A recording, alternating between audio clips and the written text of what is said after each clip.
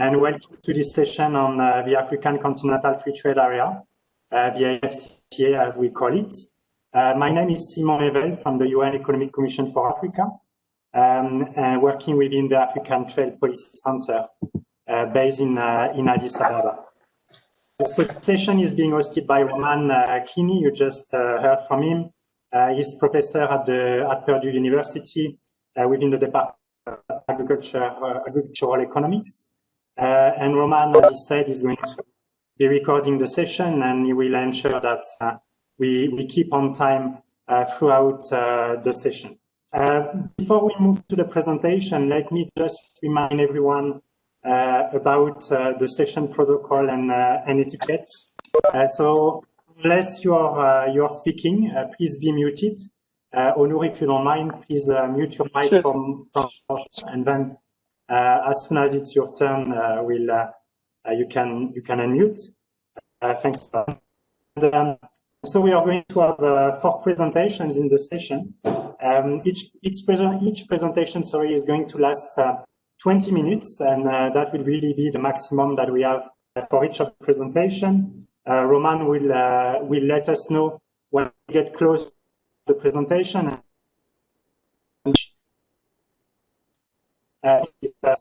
We will have to basically cut you, unfortunately. And then each of the presentation is going to be followed by 10 discussions, again, each presenter. And for everyone attending, please do enter comments that you may have in the chat board, and then I will read them out for the presenters to answer questions. Now let us move on. The presentation. Yeah, we have 4 presenters. Each is going to be speaking about a different topic in relation to the African Continental Free Trade Area. Just to say before we really get into it, as a background, as you may know, the AFCFTA was officially commenced in terms of the it officially commenced on 1st of January this year. But however, the negotiations are still ongoing. There are still a few outstanding issues to be resolved in the first phase of the negotiation, that is in relation to trading goods and trading services. The plan is to conclude that by July. And then there will be a second phase in the negotiation, looking at investment, intellectual property rights, and competition policy issues. And there will also be a third phase that is going to run concurrently to the second one, and that one is going to be on e-commerce. So the plan is actually to conclude the negotiations on the third phase by the end of the year, but obviously it may take a bit longer to conclude the negotiations. And so definitely it's good to have this session today, because I think any research on CFTA is very much welcome and could possibly be very useful to us, the member state, in the negotiation, but also in the so now we'll start today. Our first presentation is being made by Onur B.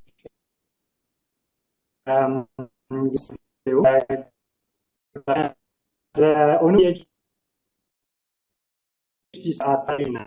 in Tokyo, in Japan, and his presentation is going to be on the Japan AFCFTA integration through economic impacts of alternative EPA scenarios, an examination of the GTAP 10A MRIO database.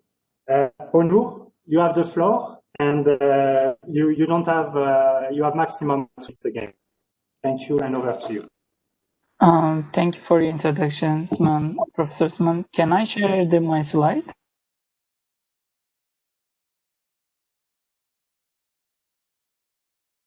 I'm able to share. Yeah, I believe so. Have you tried? No, please go ahead. Okay, I think this. Okay, let me try again. Okay. Do you see? It's coming up. let you know. Yes, we can see it now. If you don't mind putting it in full, yes, perfect. Thank you. Please go ahead. Okay. First, I would like to thank you for this opportunity, especially present my topic in front of excellent professor, especially expert of the African study. So, as Professor Suman said, that like I'm trying to focus on or to show Japan-Africa integration and using the Mario data. Today, content will be introduction, main idea, literature review, methodology data, Japanese FA policy, GTAP results, and conclusion and limitation. So let me start with the motivation. So first thing that we realized that after COVID or global crisis, I think which is beyond the individual country, that highlight that we should create a international cooperation or governing body. I think one of the way that in multi-regional trade FTA or bilateral FTA would help to in favor of actually WTO goal. So today, I would like to suggest that maybe Japan also join not only for Africa, in terms of the economic perspective, but also integration in terms of the global cooperation.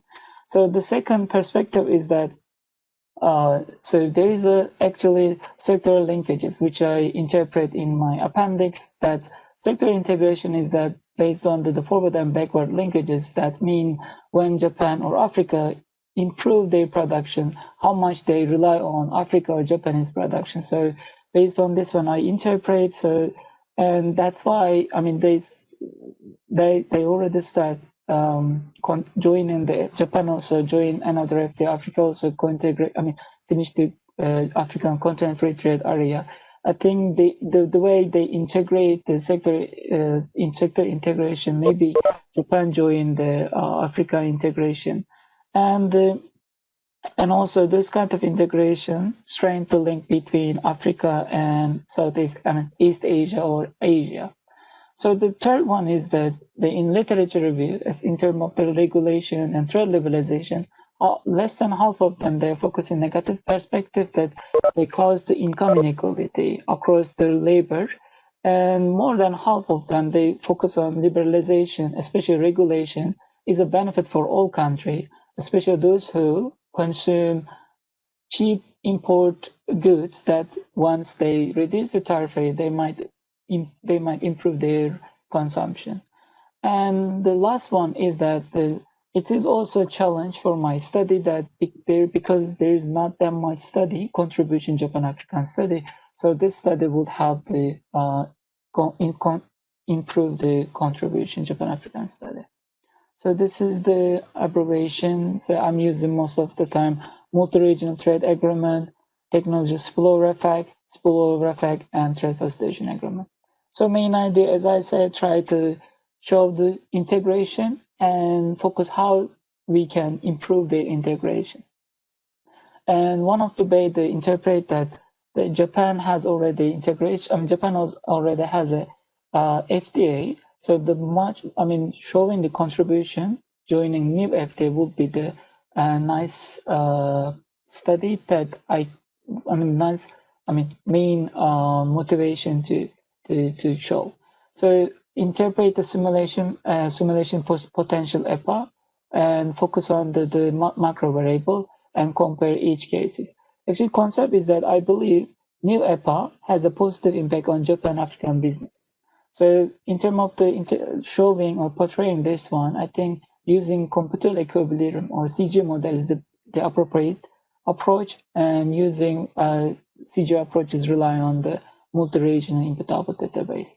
So I asked 3 questions. So 3 questions is that first one is that I think main motivation perspective. The first one is the what extent Japan-Africa industry have been integrated based on production process.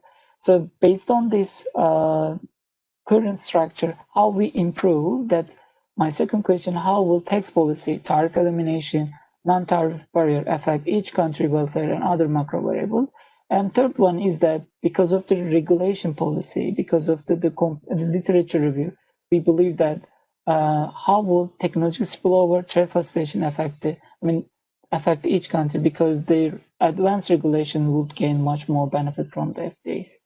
So in literature, there's a three contribution. First one is that FTA reduce the poverty, and second one is the non-tariff measurement or non-tariff barriers comparing tariff elimination would have strong impact on income gain, and rule-based system actually, as well as the rule-based system.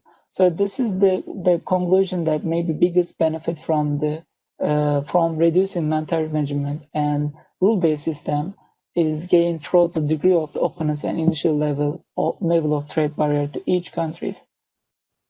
So in terms of this perspective, I focus non-tariff measurement and FTA non-tariff measurement and technical spillover effect and improve the contribution Japan-African integration. Let me go. Yeah. So methodology and data. So I'm using GTAP database was launched in 2020 and covered 65 sectors and over 140 regions. And based on the 2014 years, I'm using V7, which is the disaggregate intermediate users, final users. And I'm focusing on between 12 to 38 countries based on the 18 sectors. So this is the modeling trade text and Iceberg method. So first, once the 4 is the showing the import and export tax price, and 5 to 7 is the especially 7 is the interpreted the percentage change and percentage change of the Iceberg cost price based on the percentage change. So the Iceberg cost variable, which substitute quantity demand by reducing import price of import commodity through Armington constant elastic substitution, reduce the amount of import good because of the production effect from the technological change. Those two opposite direction have positive impact on reducing the price, increasing the demand due to the different multiplier elasticity, import and so domestic and import goods.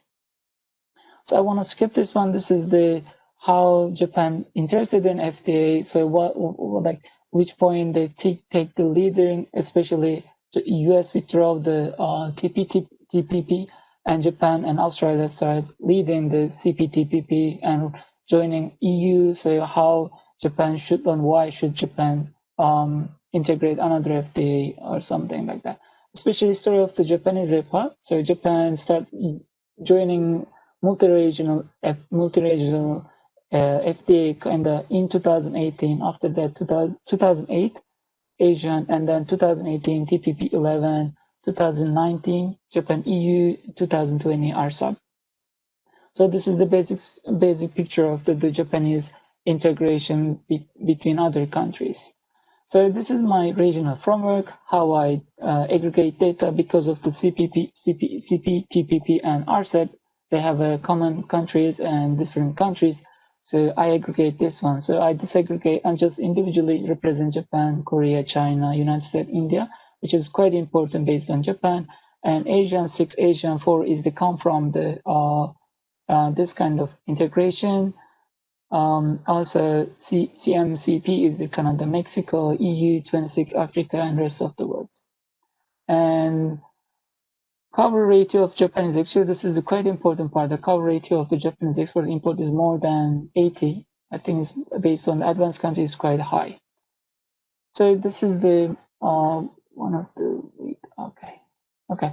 So this is the ad valorem tax rate, domestic share in total use. So as in terms of the Japan export to Africa, mainly automobile sector and construction, and African export to Japan is mainly fossil fuel and energy production industry. When it comes to the domestic share in total, which means that they produce more than domestic need. So, for instance, in terms of Japanese sector, automobile is they're likely to more likely to export more. But when it comes to the Africa is the rich energy resource country, and they're based on this export and import value that they're likely to export fossil fuel. When it comes to the manufacturing sector, especially African countries, they have to meet import goods. And this is actually Japan and African export import. So Japanese export import is the 2% roughly, and African export import in Japan, I think Japanese perspective is around 3 and 2%. Actually, this is quite important, my scenario, because I'm using the technology spillover effect based on the import and export percentage and electronic sector in the total electronic sector value, the total export. So since we are talking about simulation, so my main point is that I want to improve new EPA, how it affect Japanese market, especially regarding the existing multi-regional EPA. So first, I removed the tariff rate for the Japanese perspective, CPTPP RCEP EU, African perspective, African continental free trade area. And then I stimulated my scenario. So using this as effect. So mainly I rely on the heavily literature review. So interesting point is probably here is a technology spillover. As I say, I use the because knowledge is embedded in import. So Japan export to Africa is 2%. So I implement 0.2%. So this is the electronic sector. I just implement. So this is first one is the African to Japan, Japan to Africa equally. But because of the limitation, I'm gonna talk about the section 5.1, and then I draw the last assumption that is the 0.5%, which is rely on here. So in the total 5.6%, I implement 0.5% electronic sector and technological flow in electronic sector, especially in Africa, just Africa. So this is the literature scenario in literature review. I want to skip since I have a limited time. So I think upcoming presentation, they're gonna address or talk about much more non-tariff measurement trade facilitation, but I just want to summarize this one. The first one, in CG model, we translate non-tariff barrier to the ad valorem equivalent. So this is the consulted 6-digit level and interpret the percentage of the most favored nation, and especially technological trade facilitation agreement, implement the WTO trade facilitation agreement under the EPA. So they rely on the Hilbert. They investigate and show that trade benefit of the average trade cost reduction 0.9 for import and 1.2 for export, relying on the Hilbert, and roughly 7% for Africa regarding the World Bank study and Netherlands such. So technological spillover is the assumptions knowledge is embedded in goods. So this is the GTAP result. First, I would like to start with talking about modification of the GTAP closure. So first, I changed the structure of the GTAP that allow to capital mobile across the region, activate the expand and roll closure, and then start eliminating and divide the two section because of the limitation of the technological challenge of the technological spillover effect. So use the World Bank and another study case. So this is the result. As you can see that, this is the aggregate impact. For instance, I implement 3 different closures, standard closure and long run closure. Under the long run closure, I implement 2 different closure, first the expand closure and roll closure. In general, we see that in terms of Japan, both of them, sorry, in terms of the roll closure has much more impact on GDP more than expand closure. When it comes to the welfare, that expand closure has more impact on welfare than roll closure.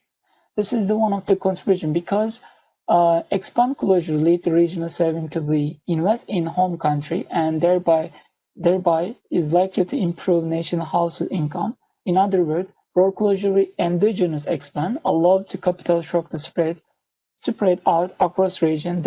Thereafter has a positive impact on other nation. One of the example here. So okay, let's.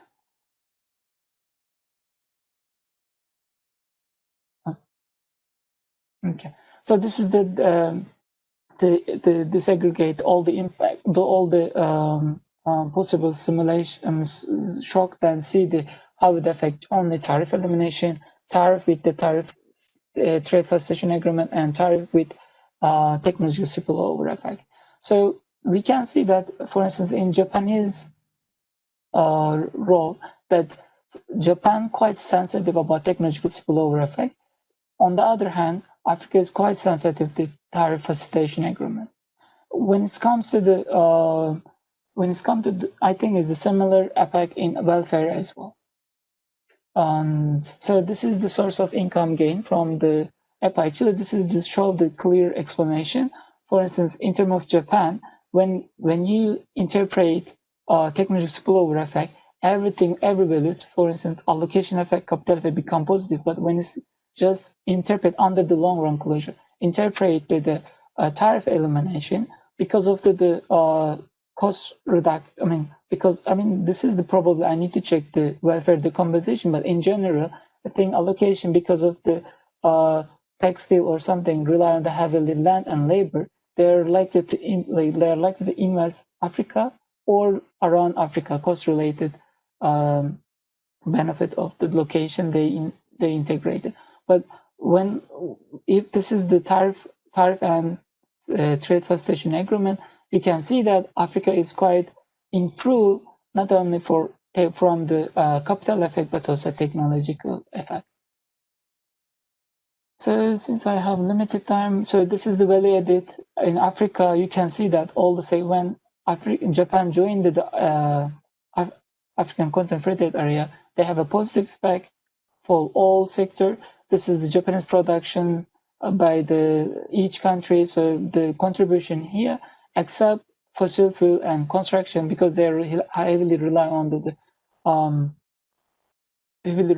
import. That other than mainly manufacturing sector, the new EPA contribute to Japanese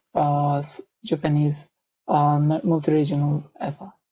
So to summarize the first subsection, so we explain that film cost of the input rely on the technology spillover. Analysts will be biased to distribute the possible impact on selected country because of the observation capacity. So then we gonna draw another scenario to fit my structure.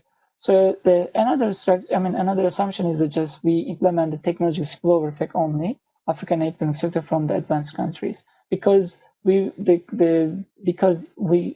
a literature technology spillover easily represent in technology like phone or something. This is people just see, and maybe they might improve they might innovate and create their own product. So this is the final scenario using the GTAP impact on trade liberalization. For instance, we already interpret other countries in the subsection 5.1, and 5.2 is just focusing on Japan and Africa. So in terms of real GDP growth, Japan is 0.03. That makes sense. Japan market is quite big comparing other African countries that also rely on the assumption, but it's mainly the market size of the comparing itself. Makes sense that small country, for instance, Namibia, Botswana, and Burkina Faso has positive and high see the high percentage growth. And just want to move another impact. Yeah, value added in Japan and Africa. So this is the nice result that, especially technical tariff and tariff facilitation agreement, they improve their value added, especially manufacturing sector. When it comes to the Japanese sector, which is quite interesting because because there is no any technological improvement in Japan, but once we implement technological improvement, there is a positive effect from the especially decreasing the price of energy product to cheap energy product from Africa, and then increase the value added in general. So 1 minute, please. Okay. This is actually the similar result. Manufacturing, they increase the manufacturing and reduce the import share of the industrial consumption African. So I think I found the similar line between Asian development rely on export orientation and import substitution. So conclusion is the similar. I think the potential for the growth will rely on the deep integration and policy. The integration policy will be, and limitation is that how my scenario possibly how my scenario interpret relative possible EPA implementing two different approaches will be biased, but there is because of this is the possible EPA that we should use the static model, dynamic model is a different option, and face the difficulty addressing ownership of capital shock correlated with welfare change and productive shock related real volume change. So further concern because of there is no contribution, especially technology spillover effect. Maybe we can find the perspective the receive or transfer perspective. Transfer perspective, Japanese TCA, maybe we can take a case study, Southeast Asia, or FTA technology spillover effect in Africa, and focus the just capital movement between Africa, Japan, maybe then release Africa and other integrate Japanese FTAs, and interpret the wage distribution and Japanese market perspective, especially automobile, which is the see the highest percentage growth. Thank you for your attention. I hope I met the restriction. Yes, thank you so much. Just on time. I think that was a very comprehensive presentation in short time, actually. And I think it was even nice to see that you had plenty of notes in the slide. That was adding a lot of interest to the presentation.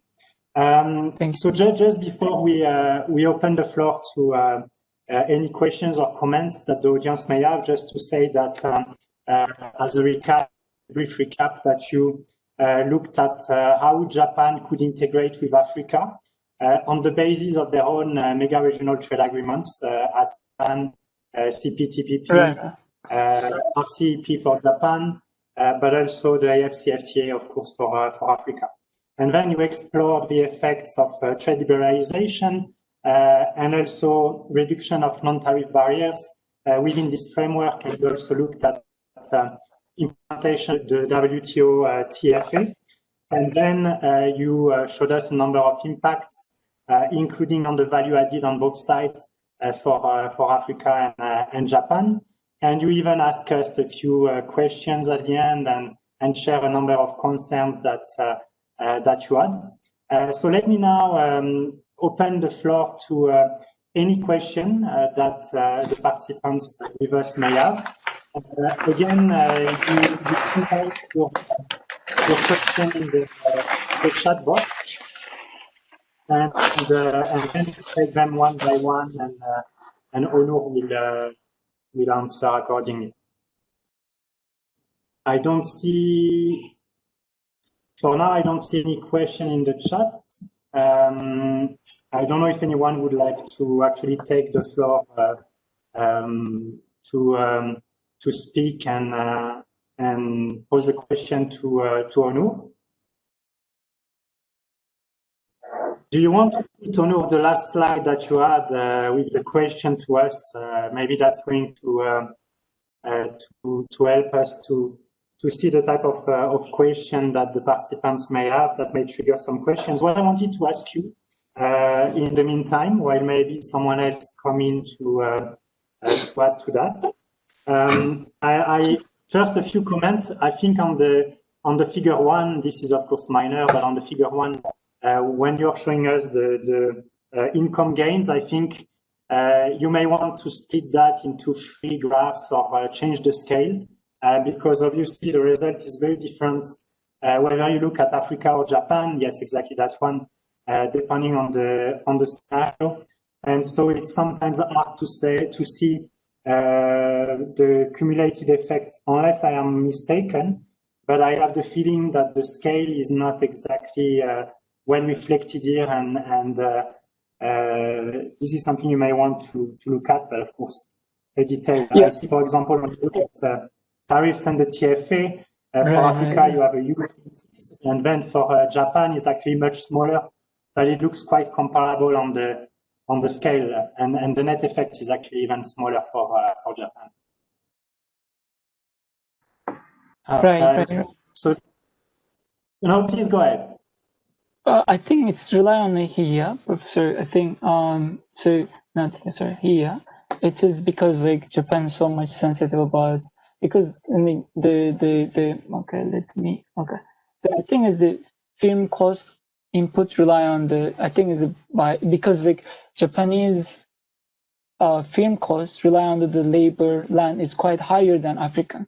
So once you implement the technology that Japan start producing, especially for instance, textile, but if you just try to eliminate tariff, probably it is better to Japanese firm to go to invest in Africa and produce because labor and land is quite cheaper.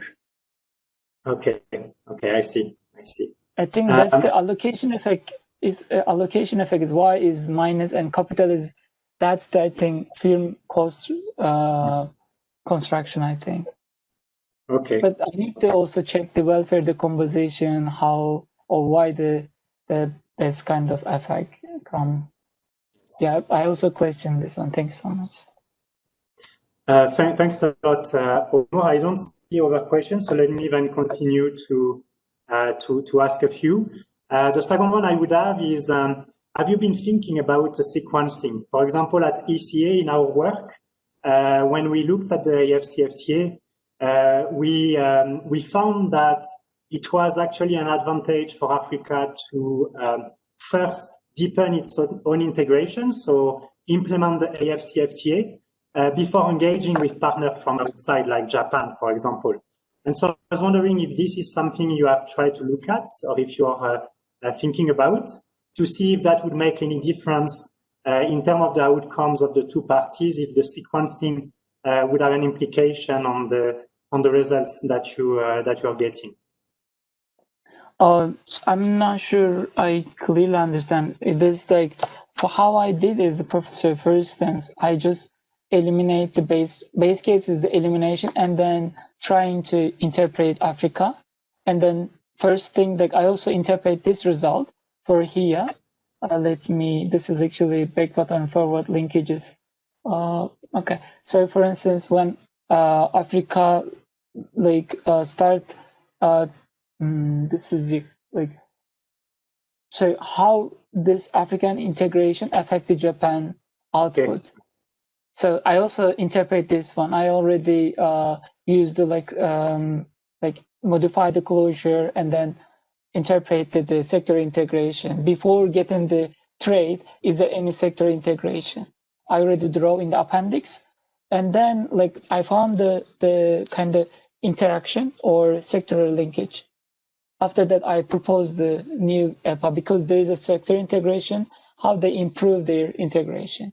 Based on this one, I found the Japanese integration throughout RCEP is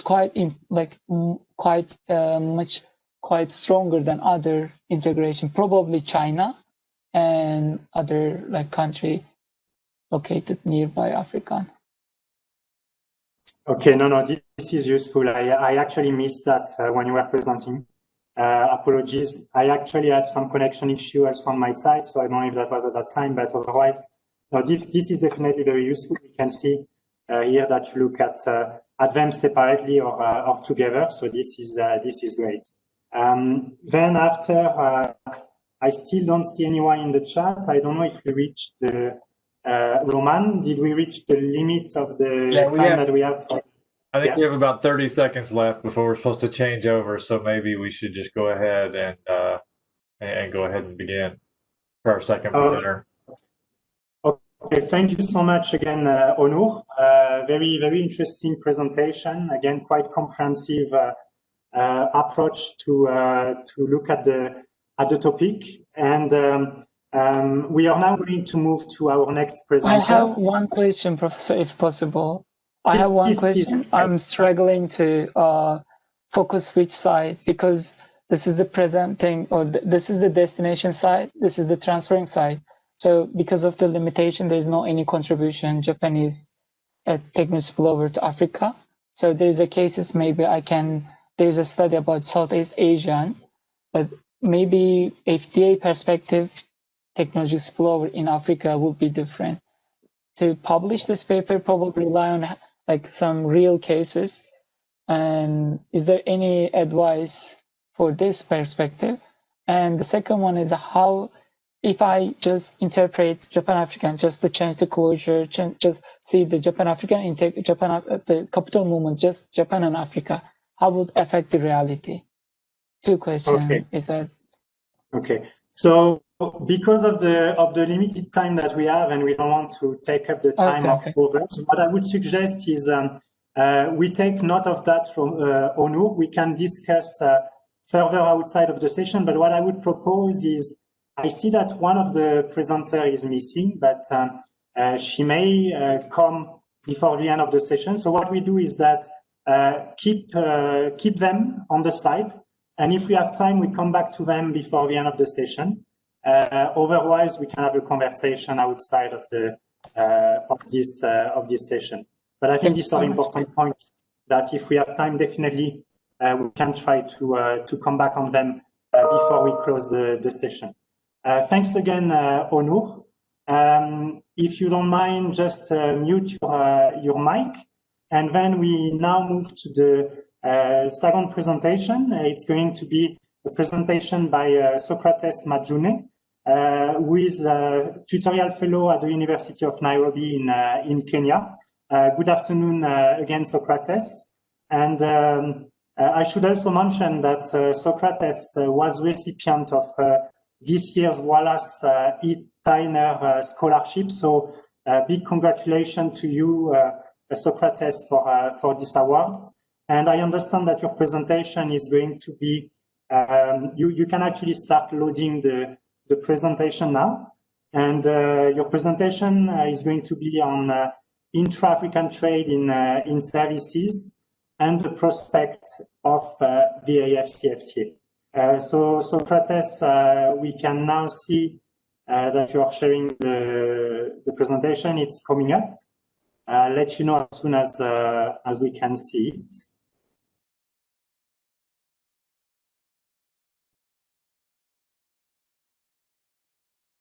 I think it's still loading, at least from my side.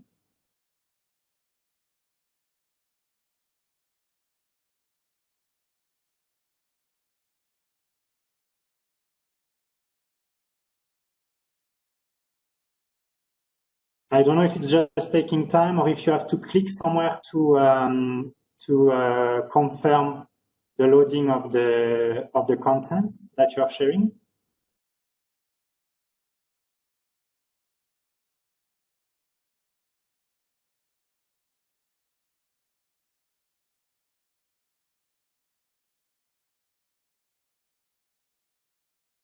Yeah, it's still not up. Maybe you want to try to share again.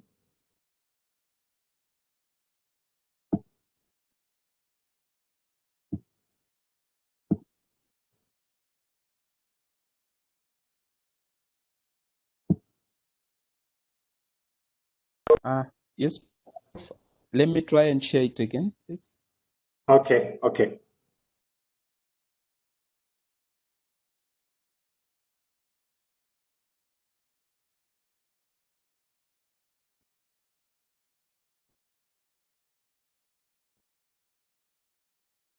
Suleiman, would you be ready to go in case we have some challenges in uploading Socrates' presentation so that you can sort out the issue? Yes. Yeah. Okay, let us give us... Socrates, do you want to try one more time?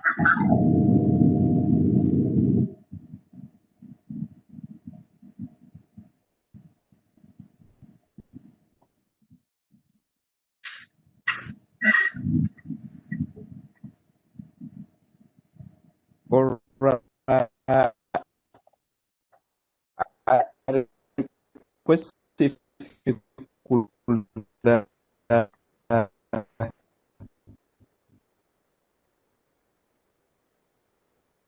I couldn't hear you well. I don't know if it was just from me. It was breaking a bit when you were speaking. Yeah, I'm getting a low bandwidth reading on his computer. Okay, so Roman, see it or not. Do you suggest that we go to Suleiman and then we come back to Socrates after? Yeah, I believe that'll be the best. Yeah, Okay. he's definitely going. Socrates, you'll definitely have to turn off your video when you try to present. You're going to have to present without streaming video. But yeah, let's go ahead and see if we can get the Suleiman. Maybe. Wait, let's see. Yeah, it's coming now. Okay.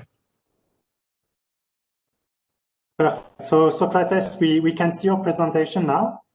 Please go ahead, and you have also 20 minutes.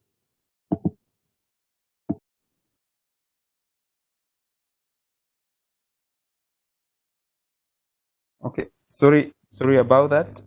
Prof, kindly confirm whether you are hearing me well. Yes, Socrates, we can hear you very well. Please go ahead. Okay, thank you. Sorry for the technical problem. So I'm Socrates from the University of Nairobi. My co-authors are Judy, Kiende, and Dr. Evelyn. Our topic is about intra-Africa trade in services and the prospects of the African Continental Free Trade Area.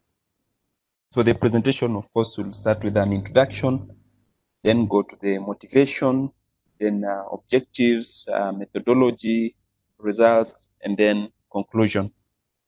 So on to the introduction. The key issue of research here is purely about intra-Africa trade in services. So as African Continental Free Trade Area is basically unique in negotiating trade in services and also trade in services simultaneously. So service trade has formerly been queued after goods trade in liberalization negotiations, but at least with the African Continental Free Trade Area, it's something that both of them are simultaneously being discussed. So some small history, so far 52 to 55 countries have signed a agreement, and about 36 of them have already ratified the agreement. This despite the drawback of the COVID-19 pandemic. So progress in services negotiation is in 5 priority sectors so far. Those are travel sector, transport, finance, business, and also communication. And then we have some other additional 7 sectors which are still under negotiations. So thus, assessing the potential benefits of the African Continental Free Trade Area is a key agenda that can be through projecting the future.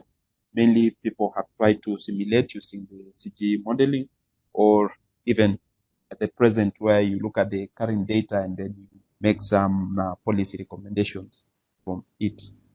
So the key focus of this study is to project the potential benefits of the African Continental Free Trade Area by examining the performance of intra-Africa trade in services under the General Trade in Services Agreement, GATS. So just a small clarification for the benefit of those who might not really know the key definitions or what exactly we mean by trade in services. So services are defined in 2 ways. That's either by modes of supply when you look at the GATS, and this mode 1, for instance, cross-border, mode 2, consumption abroad, mode 3, the establishment abroad, such as franchises or branches, and then mode 4, which deals with movement of natural persons, such as consultants who move abroad.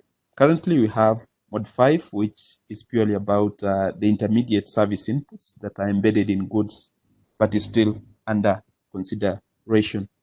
The other definition is from the balance of payments, which by the IMF, of which this one now is like the way Comtrade classifies goods, trading goods, where we have the harmonized systems and whatever. So here we have the classification at 1 digit, which has about 12 major service export sectors, 2 digit has 27 sectors, and then 3 digit has 66 sectors. So for purposes of data availability in this study, we use this 1 digit level classification. So which means we adopt the 1-digit level classification, which leads us to have about 8 service export sectors apart from total services. So to just understand the motivation, why should we draw attention to trading services, or why should we be concerned about trading services? This is because, number one, technology, infrastructure, connectivity, and the focus on services trade policy has placed services at the center of world commerce. As you've seen, starting in the GATS in 1995, and several agreements have also started recognizing the importance of services. So services growth, led growth has also been observed in developing countries too, and especially this aspect of premature industrialization, where we've had the service sector taking center stage in terms of especially pushing the value addition to GDP, and also the number of people who are employed in the service sector, especially in developing countries. And then the other issue is that services exports have grown tenfold in developing countries since the 1990s, which is double the growth in developed countries. Why exactly should we focus on trading services in Africa? So it's because despite the steady rise in service sector contribution to GDP is in most African countries, into Africa, services trade is still low, as you'll be seeing in the analysis. There's also a need to tap into the potential of intra-Africa trading services, especially through the opportunities that have been created by the establishment of the African Continental Free Trade Area, which tends to increase the reach of the market. And then number 3 is the opportunity in the AFCFTA's approach to negotiate trading services and also trading goods concurrently, which means that we can also have these discussions on trading services, and it's good to have empirical results which inform which direction exactly should the trading services be taking. The key objective here is to establish the determinants of trading services within Africa, particularly the role of GATS. And then the specific objectives are to determine the role of trade facilitation. And here we distinguish between soft and hard sectors, or soft and hard infrastructure, which are purely about the trade facilitation. So the soft structures are regulatory policies and procedures governing services trade, while the hard infrastructure are mobile subscriptions, internet access, etc., as we will see in a short while. So to understand the data, this is under our methodology. So the data here, we use data from the OECD, and our data is moving from 1995 to 2019. So this data captures the intra-Africa trade in services, and here we have a total of 9 services, of which one of which is the total services, and then 8 other categories. Those are travel, transport, financial, insurance, telecommunication, other business services, construction services, and also personal, cultural, and recreational services. So as I initially said, especially travel, transport, financial, insurance, and telecommunication have already been discussed under the African Continental Free Trade Area, and then these other sectors are actually pending discussions. So we hope to enrich discussions or policy towards the view that will be taken.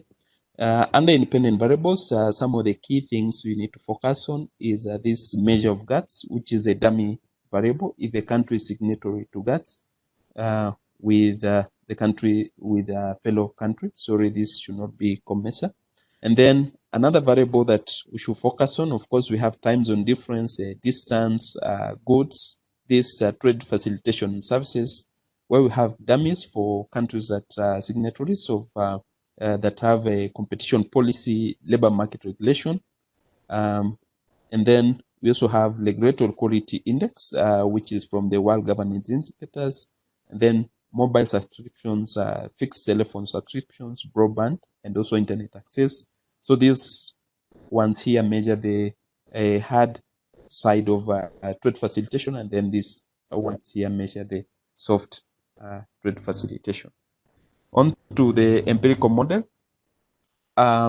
We'll be using a PPML model here, of which the key area or the key terms that we'll be focusing on is this Z underscore AB, which is purely where we now find the trade facilitation and also the GATS indicators in this section here.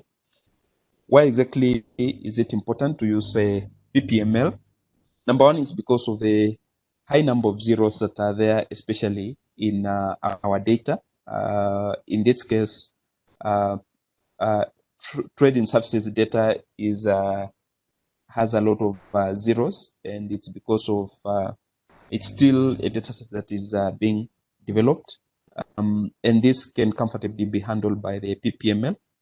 And then besides handling the problem of heteroscedasticity and the zero flaws that are often there, PPML approach is also available in many econometric software, and then it also avoids the Jensen inequality bias, so that you do not suffer from the problem of equidispersion that assumes identical mean and variance of the dependent variable.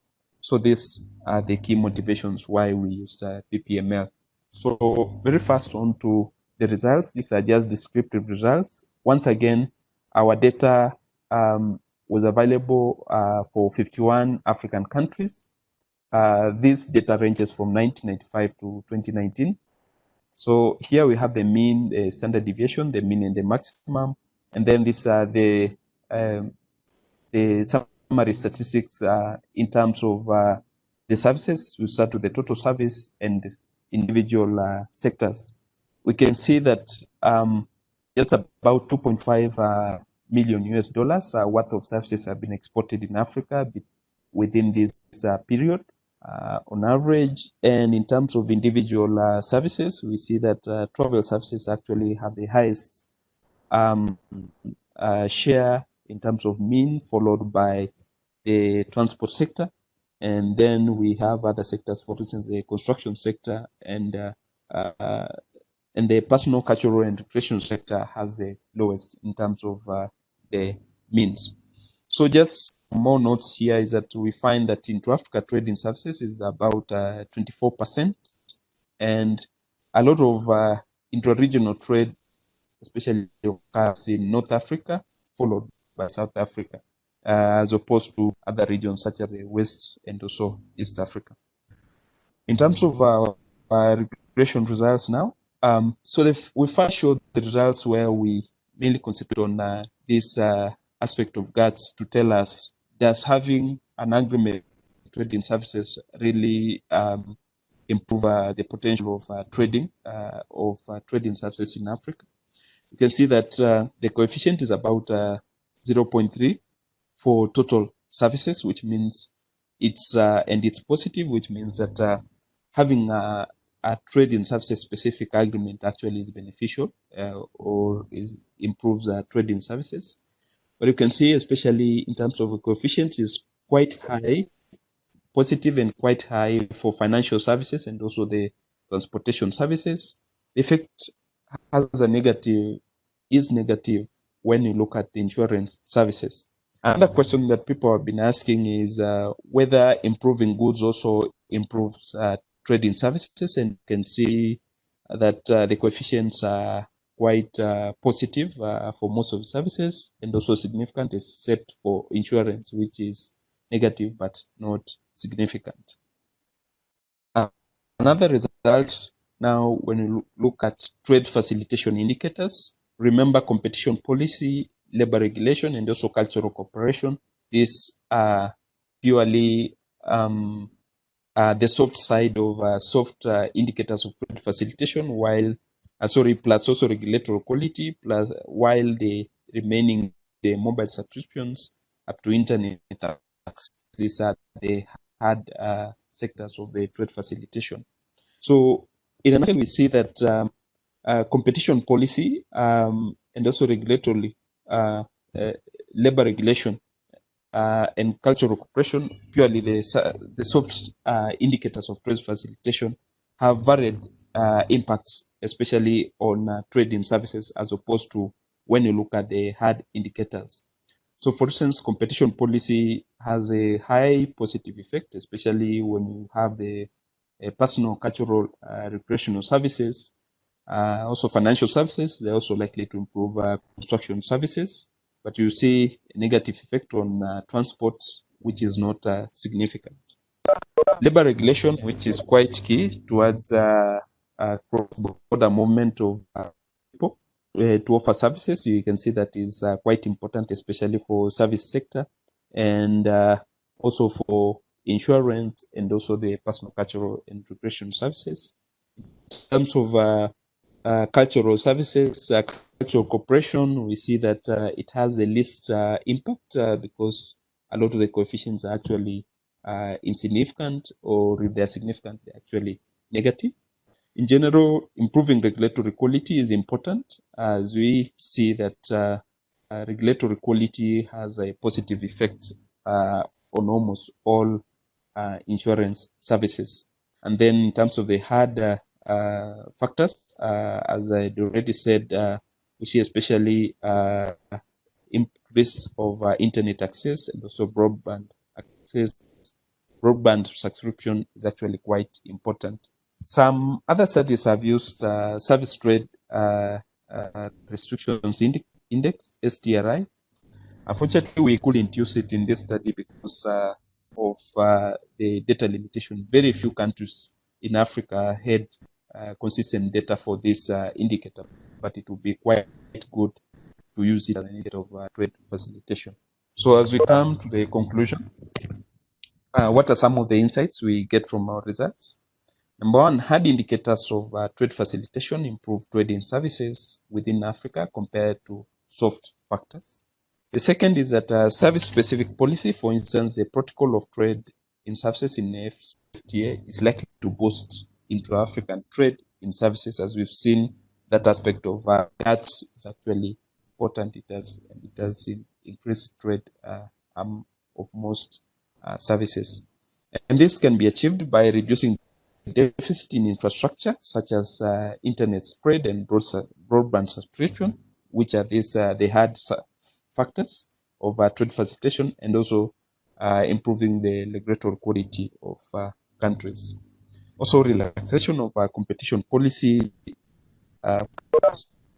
investment, also research and technology, education and training. This could be also important. That brings to the presentation. Thank you very much.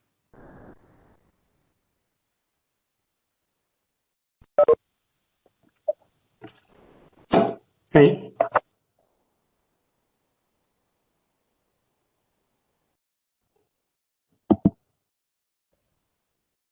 Yes, Prof. Marvel, thank you very much. I've completed my presentation.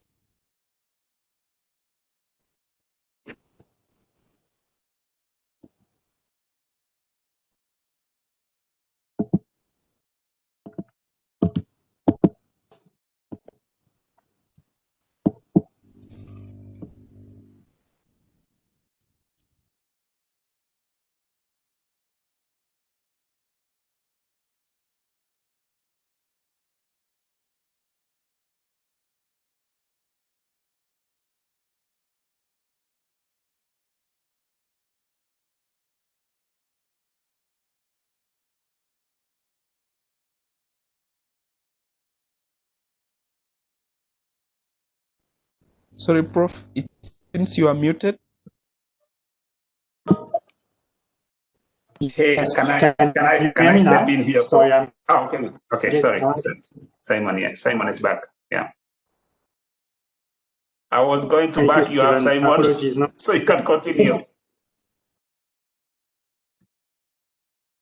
Thank you.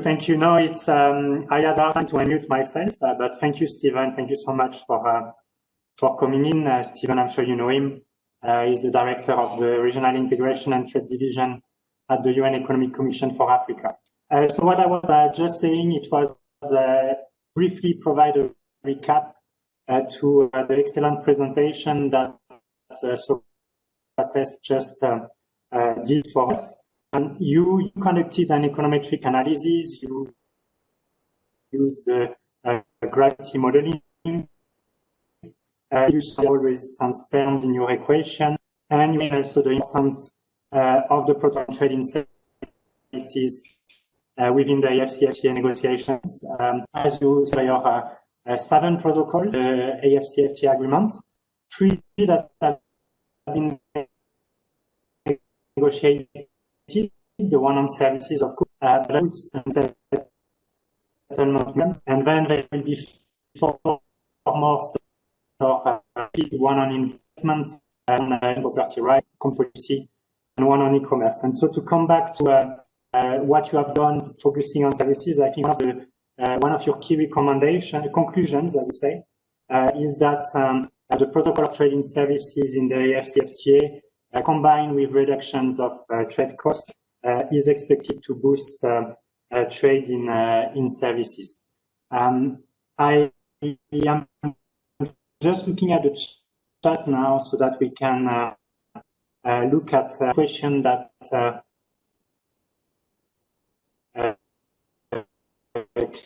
there is one question in the chat, and this is about the presentation, and he's asking you, in addressing the differences, did you check the cluster effect, like multi-level analysis nested country? Socrates, can you respond to that?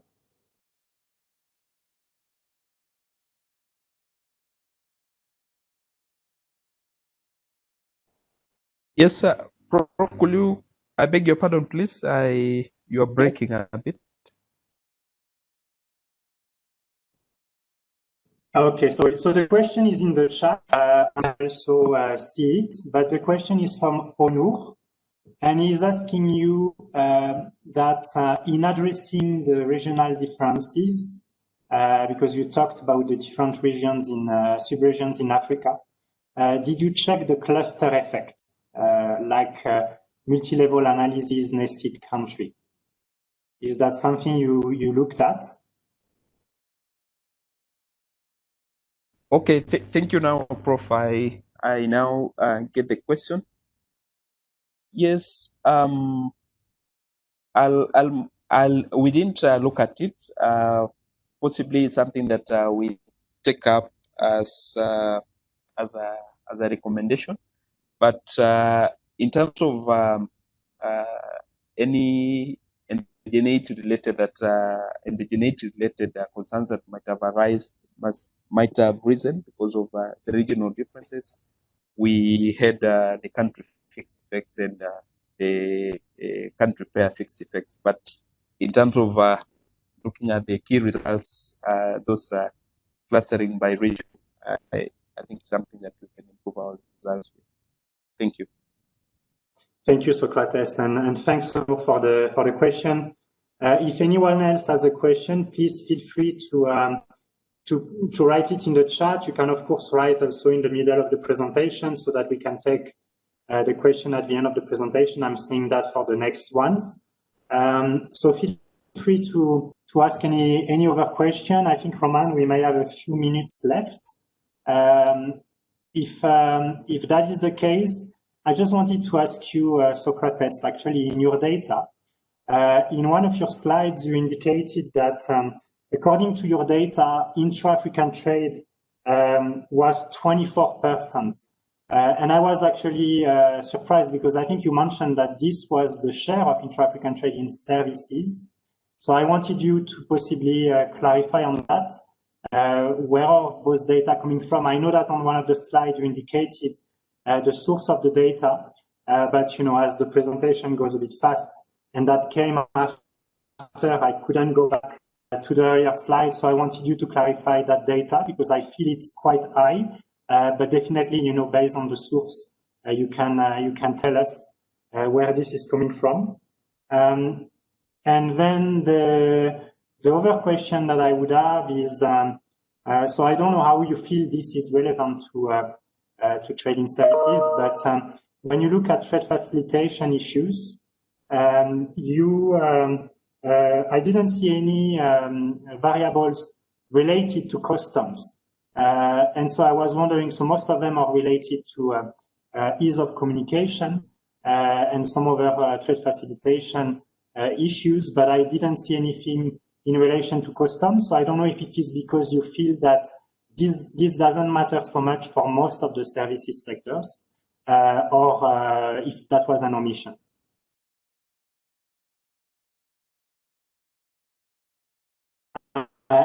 I see you're trying to put back the slide, but I cannot see the slide. I don't know if it's only on my side. I have tried to reshare but it. Please go ahead. Is it? Okay. Thank you. Thank you for those two questions. So as you say, you are surprised. I was also surprised when I calculated this rate of intra-Africa trade. So comparing the percentage of what these 51 countries actually trade among themselves versus what they trade with the world, with the other countries. I was also shocked, and possibly, let me just go to the data. Possibly it's because of the nature of the data. When you read the data is coming from the OECD, so, and it's in conjunction with the World Trade Organization. So there is this data set called the OECD WTO Balanced Trade in Services statistics. So partly one of the caveats that they offer is that for some years they actually do extrapolation of this data. And possibly that's why we are seeing a high rate of intra-Africa trade in services. I think for goods, it's usually around 17, 18% for this data set. So that's what it has for goods. So possibly it's one of those caveats or cautions that actually I can give about the data that we are using. Although it's very, very hard to get very comprehensive bilateral trade in services data. On to the next question, trade facilitation issues. A lot of the, as you've noted, a lot of the indicators that we use here are more of those that deal with communication and also just purely regulation, because we expect a lot of these services here to be taking advantage of the of especially the internet connectivity and also the communication platform that we have. So with regards to the ones on customs,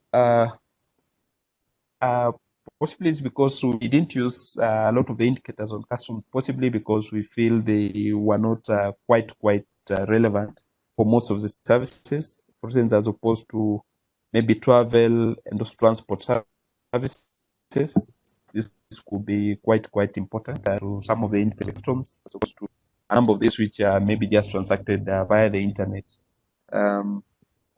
But I'll still seek for your indulgence if you think some of those customs-based indicators are important. I think I'll be happy to hear from you. Thank you. Thank you, Socrates, and thanks for the clarification on both the trade facilitation dimension and the data. Just to say that in the data, for example, if you look at the GTAP database, we are doing work at the moment, and the share of intra-African trade in services is only 3%. So that's very far from the 24% that you said. Now, I'm not saying which source is the best one, but definitely there is a concern behind that and the data issue for sure. We have maybe a follow-up question in the chat, and then Stephen also raised this. Maybe we go to the question from Adu Nyango in the chat first, with in relation to what we just discussed, and he's asking whether the study also captured the importance of institutions' quality in trading services.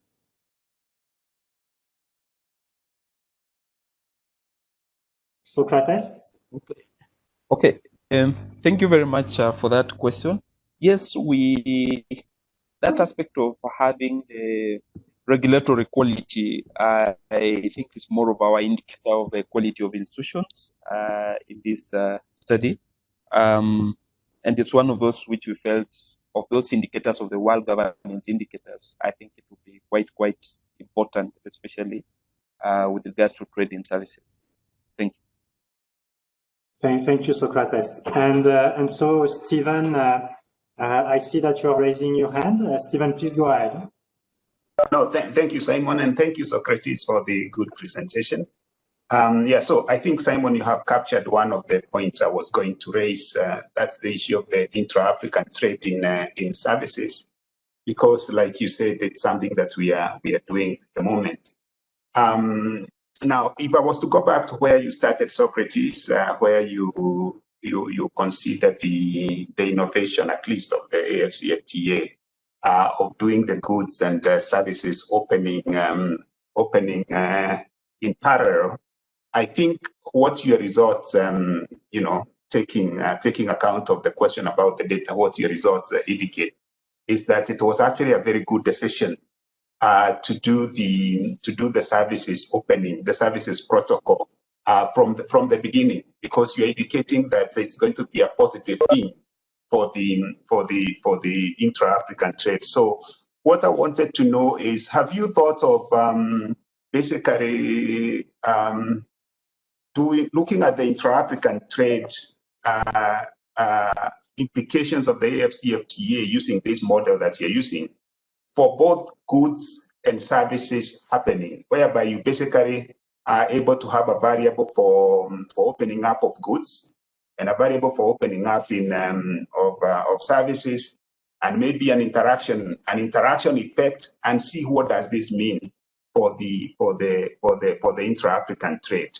Because we are able to tell that story from the computable general equilibrium analysis kind of work, based on how we build the scenarios. But it would be good to know whether from the econometric analysis of a gravity model, this is something that you have done or considered to do.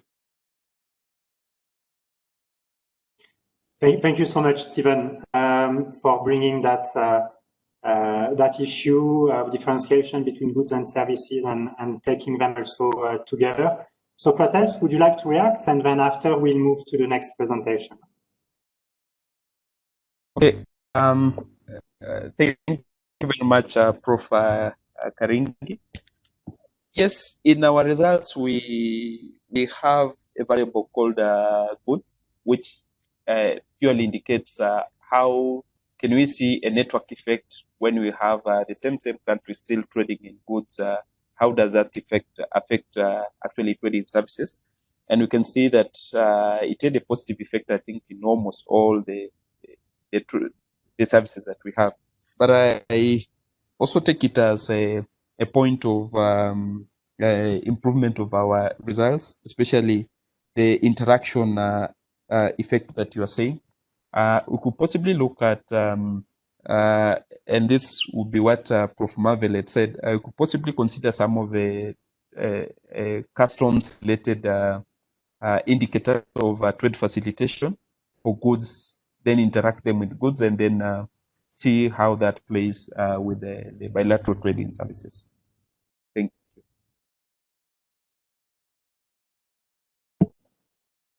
Thank you so much, Socrates. So again, a very interesting work. A few comments for possible improvement, but it's something that is of high value, I think, in the context of the AFCFTA processes.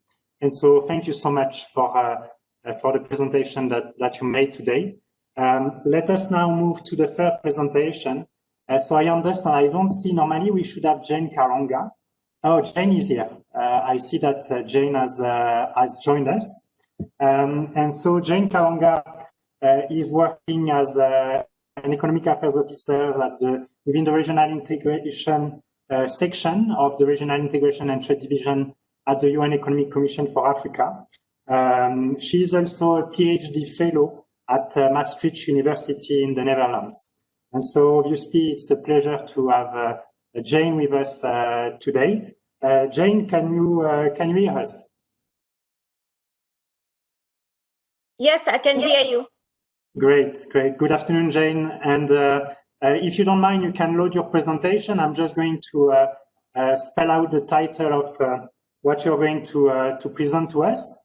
And so Jane is going to present a survey on the AF-CFTA impact studies with special attention given to the estimation implementation of non-tariff measures and their impact on the welfare results. Jane, you have 20 minutes. We can see your presentation on the screen. If you can put it full screen, and you're good to go. Thank you so much. Over to you. Okay. Thank you. You can see it now, right? Yes, we can, Jane. Please go ahead. Okay. Thank you, Chair. Thank you, Simon. And good morning, good afternoon, good evening, colleagues and distinguished delegates. My presentation is, Simon has said this, I'm focusing on the impact studies on AF-CFTA to date, but this presentation does not cover all of them for the purposes of time, and some of the analyses are still ongoing. And focusing specifically on the non-tariff measures, their estimation and implementation within the different papers, and the impact on results. And the reasons being that basically, if you look at all the, you analyze all the studies that have been undertaken to date, there's a general understanding and an agreement that, you know, the AF-CFTA we have a positive welfare gains to member countries with some variations, but on average, it's positive. Even in the long term, it's basically positive, and then in the short term, there's some variations as well. Some member countries experiencing some losses. So with that, and also most of the African member countries, they already implementing the direct level tariff reduction, liberalization of tariffs. So the only, and then from the studies as well, the only points that are coming out is when the enhanced welfare gains are mostly attributed to the non-tariff barriers and trade facilitation aspects. So with that in mind, that's hence this study trying to figure out exactly what kind of estimations were different authors using in their papers, and how were they implemented in the model, and what are the impacts, so that, you know, so that we could come up with an understanding that at the end of the day, what kind of NTBs that we should look out to, member states should look out to, and which is the highest restriction, and then of course hence the liberalization of that, we have a better effect on the or more positive effects on the AF-CFTA or welfare gains, so to speak. And here, the underlying question that we were trying to, overall objective is because what is going on the continent is that because of the AF-CFTA and some of the underlying challenges that the continent has, most countries would want to find out the linkages between trade, of course, growth and poverty alleviation, because poverty remains one of the challenges that the continent is still trying to untackle. And it's been one of the main challenges, and we have been seeing some progress in terms of poverty reduction, but the question remains if the AF-CFTA can accelerate that, or can get to a point where, you know, we have very few people who are under the poverty margins. Then it's an instrument that should be articulated and implemented as soon as it can. As soon as the member states can do that. And this is basically, of course, underlying that with the theory of trade liberalization, which basically speaks to comparative gains and comparative advantages when member countries liberalize their trade. They tend to focus on things that have the goods and services that they've got comparative advantages, and then of course choices to member countries, and among others, prices effects, among others, are some of the benefits that member countries and consumers are expecting to derived from the AFCFTA. So some of the studies here that we looked into in this study speaks to, I think one of the main paper that came out, the first one was of our chair actually, Simone and Steve Karinge in 22, and then we followed by Jensen and Sandri in 2015. We have others with Chauvin and Porto 2016, Murewe with 2016, the World Bank studies in 2018. I mean, the World Bank is 2020, and IMF is 2019. You have also entered papers, which were mostly were in 2018 as well. There's some also partial equilibrium gravity studies that again use models, NTM barriers, that's Geda and Yema and Makoche Kangwa and Dogo and Tai. The results again are not in this paper because for the purposes of time, but in general, like I said, most of these studies speaks to the positive effects of the AFCFTA and the variations being attributed to the NTM, the non-tariff measures and the trade facilitation elements. And of course, among others will be, of course, the data sources and the models that different authors were using. I've already alluded to this this slide, basically why we are focusing on the NTMs, and I've already stated that is because of that's where the major effect in terms of in terms of welfare gains is being derived from, and a good look into that, analysis into that to see how they're estimated and what will be that impact on welfare is something that needs to be articulated and influence policies and member countries and policymakers to look into those specific non-tariff barriers, NTMs, and see if they could be liberalized further, or what kind of measures to ensure that the AFCFTA's benefits can be inclusive and benefit everyone. Okay. Here, so the analysis of those, the survey of those papers, what the most of those authors basically did was in trying to estimate the NTMs, they were basically trying to calculate, they were calculating the ad valorem equivalent of the NTMs, which is basically equal to almost a text of a particular NTMs within the AFCFTA, and then they were modeled in the if it was a partial equilibrium or CG models, then they were modeled in that, and then they will come up with the results. And for the purposes of this paper, we are using to analyze those NTM specific impacts. We are using two approaches: the bottom-up and top-down approach. On the top-down approach, this basically infers where expected reductions in the NTMs are inclusively based on the gravity estimation, whereas the and the papers that we are centering on referring to is the Faber 2015 and Carrel 2015 papers. So that's on the top-down approach, and then on the I can't see my slide, just disappeared. Give me a second. Let me, okay. Okay, yeah, now I can see it. Okay. Okay.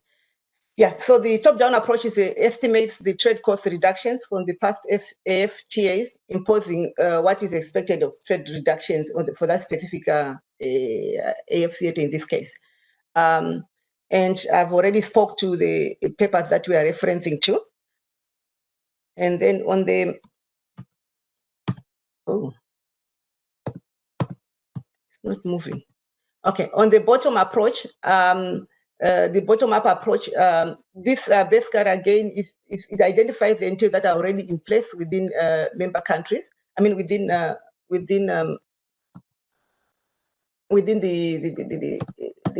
oh my God, it's jumping. Sorry, I am. my computer.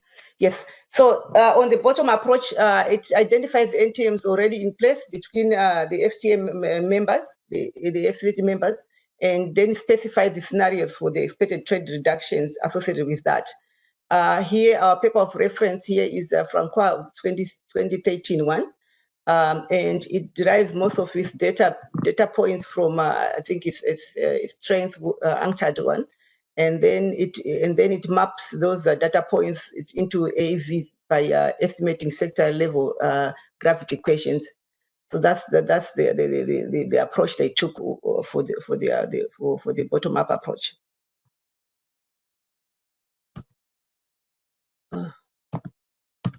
Okay. Here are the various papers that will be specifically looking into and how they measure the various MTMs or trade facilitation elements in their paper. The first one was the Mevel and Karingi. This one, those are the various. They on this part the tariff shocks were about 100%.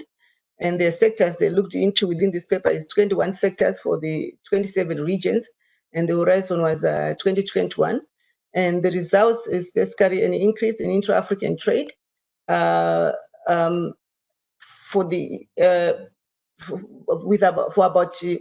an increase of intra-African trade of 52.3%. There's income gains as well for most of the member countries. And then the gains increases when there is the trade facilitation elements. It actually, the intra-African trade doubles from 15.5% to 21.9%. That's with the trade facilitation aspect of it. And here, when they were modeling this, they estimated the percentage of exports and imports lost due to delay on one day in custom processing and port handling and by country and specific. The other study for brine, it didn't have any specific measurement, so to speak, on the NTMs, but it did mention in its conclusion that infrastructure addressing challenges of infrastructure will enhance the welfare gains, but nevertheless, it still found some positive welfare gains again with the liberalization of trade, 100% liberalization of trade. As you know, the agreement speaks to 75, depending which category the country is, and then the 3% is the sensitive goods that won't be liberalized. Okay, I don't know what is.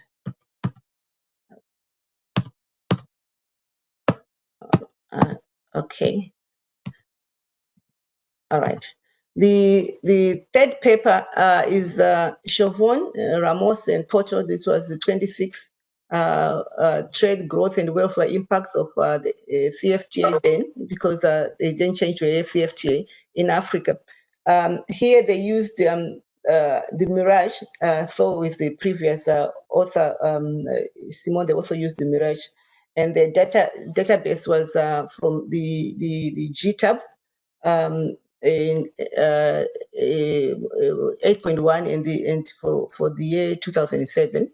The region here were 31 regions, slightly enhanced from the previous papers, and 21 sectors. Again, the tariff shocks here with 100%. And their scenarios were the FCFTA plus agriculture, FCFTA, agriculture and manufacturing. And then the third scenario were the AFCFTA and then a reduction of 50% reduction in MTMs in agriculture and manufacturing. And then the fourth scenario was the FCFTA plus 50% reduction in MTMs and 30% reduction in trade costs on agriculture and manufacturing. Again, here, if you look at the results, you find respectively in terms of the different scenarios, you have a negative percentage effect when it's just on agriculture, and then you move on to positive effect welfare gains percentages for 44 and 62% respectively. When you the last scenarios where this 50% of the NTMs, and the last one when the 50% plus the 30% of the trade cost. Here they based on their NTMs with from the paper from Ni and other authors. I think it was I think it's 2023 or something like that. The fourth paper here is this one is the Untitled one. They use the GTAP model, and then again I can't see. Yeah, and based on data for the baseline was 2014, and they just looked at the long run effects, and they had 36 regions and 43 sectors. Again, for the tariff shock, it was 100%. And there's scenarios where they have the FCFTA, and then they have the FCFTA with the tariff exemption of 5%, among others, and the NTMs as well. Here, again, as you can see, there's an overall effect of positive welfare gains, and the models, their regulatory cooperation on technical measures as productive shocks, and the rest is the ad valorem equivalent for the rest, and hence the results they have. Okay. The other UNCTAD paper again is the one that was written by facing an issue again. My computer is stuck. Lord. Anyway. Okay. Here they have also the same tariff shocks at 100%, and here you have again is almost welfare gains. They're all positive, and they also looked into the employment effects based on the scenarios. And the other paper was the IMF.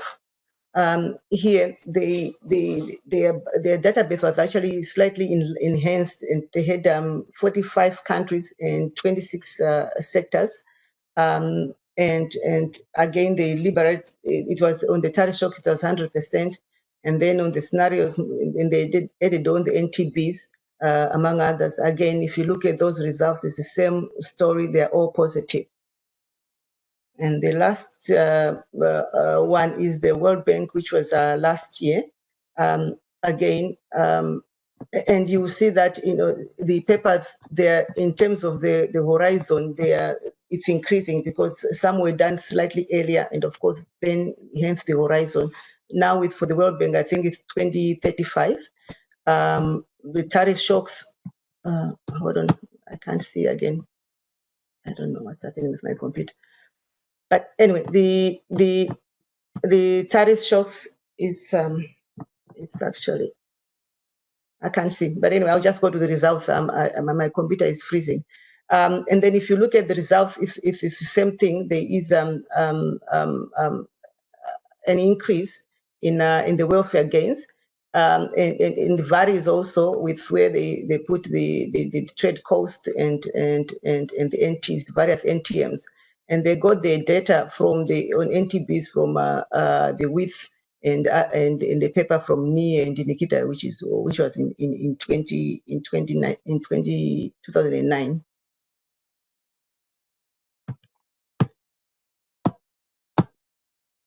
Oh, okay. So what is emerging from these papers and some that I did not present here is basically, there's a consensus that, the AFCFTA is has a positive effect, of course, with some variation, but in overall, it has an overall positive effect. There's some, the variation is coming from the modeling approach that is employed by different authors, the coverage, the data sources they are using, and the way they are calculating the NTMs, provisioned within their papers. And in some papers, they have both the NTMs and the trade facilitation element, and then one will have to, kind of look into how realistic some of these scenarios are in terms of where the continent is and where we're heading to. Of course, one would have to be ambitious, but also there needs to be the issue of representativeness of what is on the ground, and that is some of the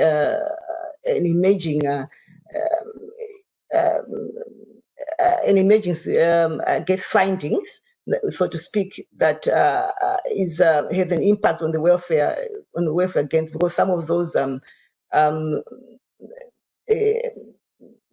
NTMs or trade facilitation that are being embedded in there, they're not as realistic as what's on the ground. What is also emerging is that policymakers, they should, focus on specific sector-specific elements of NTMs, and where where in areas where there's the largest potential gains that can be made, which basically where the NTMs are the highest, so to speak, in areas like the agriculture and automobile and steel. Yeah, so those are some of the key findings that that are emerging from the paper analysis. So thank you. Over to you, Chair. Thank you very much, Jane, for your presentation. It was very useful to take a step back and see what has been done so far in terms of modeling work, looking at CFTA's impacts, and also, of course, particularly the role of NTMs. NTMs, which of course are very difficult to measure, to quantify, and there are different methods to model them in P or things. And in conclusion, you indicated that it's particularly important to have the NTMs reduced, and also trade facilitation measures that are taken on top of globalization to enhance the gains from the AFCFTA. So let us move to the question. I see in the chat a few questions. The first one, let me read it. You can of course also look at it. It's Omid waiting you for the presentation, and wondering whether there is any study that you may be aware of looking at the role of unofficial trade in AFCFTA or its effects on AFCFTA. I didn't hear you, Chair. What did you say? I'm trying to go to the chat myself, but I'm having issue with my computer.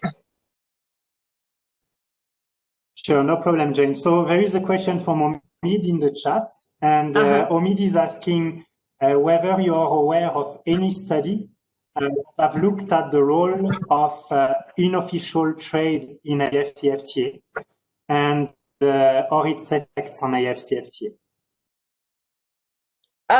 Yes, there's a paper which I think it's in South Africa. I think it was it Trilag, which speaks to it measures, I think, informal trade, if that's what the participant is asking about. Yes, there is one, and I'm still looking into it, but it has some measurement to informal trade. Yes. If you don't mind, maybe if you can put the link of the paper in the chat to find it. Did you do you know if that paper was really looking at the effects on the AFCFTA? Yes. Okay. So if you don't mind, and if you're able to share the link before the end of the session in the chat, I think that would be great for Omid, of course, and anyone else. Then there is a comment from Stephen, indicated that there is indeed a new paper now from Terry Wamsley and Anna Strutt that looks at a comparison of approaches of modeling NTM. So they are not looking at the AFC-FTA context, but it's very useful because they actually look at how to model NTMs, whether you do that through Iceberg costs, through tariffs equivalent via export or import taxes, or even willingness. They looked at the outcomes coming out of using each of the three methods and also combination of the method. And so indeed, as Stephen is recommending, I think it's useful if you have not seen the paper to look at it as another source of information on how to deal with NTMs in modeling work and even apply that in the AFC-FTA context. As you are aware, at ECA, we are also doing work jointly with CEPI on the AFC-FTA, and we are also looking at issues of tariff services and NTMs in the AFC-FTA context. And so definitely we'll share with you as soon as we are ready to share the results, but we will send that to you. And then there is another question from Adwell in the chat. And the question is, are NTMs always trade restricting or some support trade? And it will be important to look at this. Jane, did you yes. hear me? Yes. Reading out? Yes. Yes, he is right. Jane, Not all. Yes, can you hear me? Hello? Yes, we can, Jane. Please. Okay. Yes. So not all NTMs are. Okay, not all NTMs are, of course, welfare reducing. Some are welfare enhancing. If you're talking of things like environmental or standards, and in the paper we do make that distinction, and as we analyze each paper, we mention that as well. Thank you so much, Jane. I'm not seeing any other in the chat. I see, Stephen, you have your hand that is raised, but I don't know if it's from the last presentation or if you want to come in. Oh no, it's actually from the old one. But let me thank Jane for this work. I think it was good that Simon, you said that this is in the context of her PhD work that she's doing, because obviously this part would mean that there's also another level. But I think the presentation was clear, and the guidance that the colleagues are asking is also clear.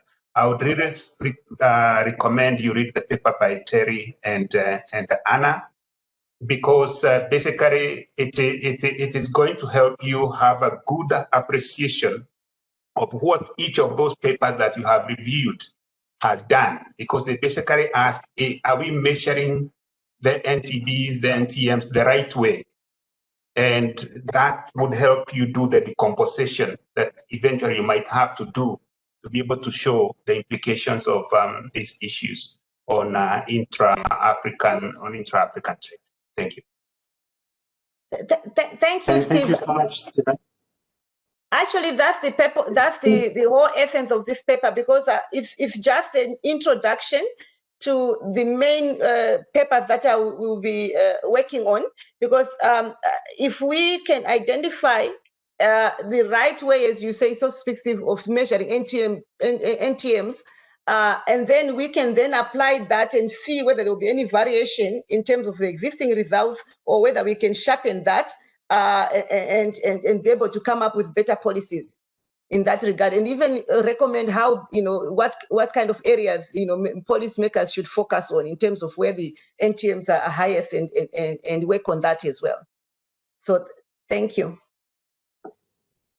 Thank you, Jane. Thank you so much. I think, Roman, we are even behind the schedule, so we should. I believe, yeah, let's move to our fourth. Move to the fourth one. Just to, before we move to the fourth and last presentation, just to thank Jane again, wishing you all the best with the rest of the work, but definitely this is an area that is very important there is so much to do in terms of improving both data and modeling of NTMs. So thank you so much, Jane, for bringing this topic to the discussion today. So let us move now to the fourth and last presenter, who is Souleymane Sadio Diallo. And Souleymane Sadio Diallo joined us at ECA just last year, and he is working as an economist within the African Trade Policy Center. Souleymane, if you don't mind uploading your... Okay. Hi. Your presentation while I'm trying.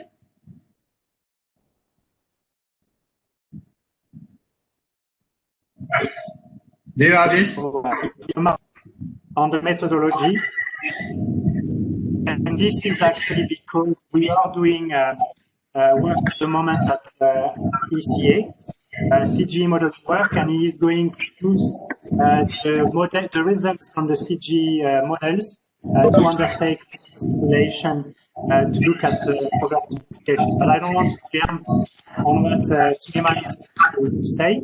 There is some noise, Souleymane, in the background. I'm going to switch off my video and my mic, but over to you if you have 20 minutes. Thank you very much, Simon. And as you said, this work is not finished. It is ongoing work on the implication of the implementation of AFCFTA on poverty and inequality. And as you mentioned, it combined a CGE model and a micro-simulation model. And it is a sequential work. That's why we need to have a result from the CGE model before to go through the micro-simulation simulation. That's why, for instance, we don't have the results because we have the first simulation result last week, and we didn't couldn't be able to make the simulation for the micro one, and it is just to discuss for the methodological aspects of the work. And we after the introduction, I want to expose the objective of the study and deal with the methodological aspect of the study. And after end, we will see the geographical coverage of the study, because we ambition to cover the maximum of African countries, depending on the availability of the data, both in the CGE side than in the micro simulation side.